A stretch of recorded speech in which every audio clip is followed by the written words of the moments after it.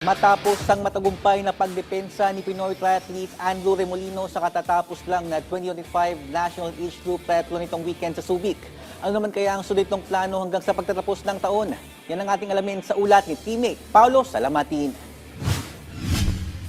Nais ng 24-year-old Cebuano triathlete na si Andrew Kim Remolino na ipagpatuloy ang magandang itinatakbo ng kanyang season ngayong taon matapos madepensahan ang men's elite title sa sinalihang National Age Group Triathlon noong weekend sa Subic Bay Freeport.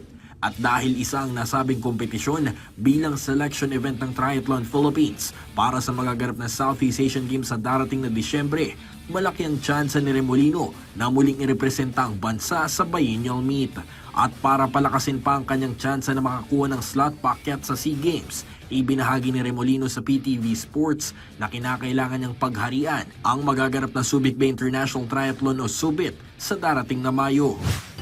Hopefully magtuloy-tuloy po kasi we'll never know what will happen during Subit since there's a lot of new competition din po, especially it's an international event. So the swim will be tough. Some guys will be ahead of me siguro on the swim or depending if I can catch up to the lead pack. So it depends how the race will go on during Subit. Maliban sa 2025 Subit, ilang mga local races, qualifying tournaments at international competitions pa ang naisabakan ni Remolino upang mas lalong hasain ang kanyang talento bago ang pagsapit ng 33rd Thailand SEA Games.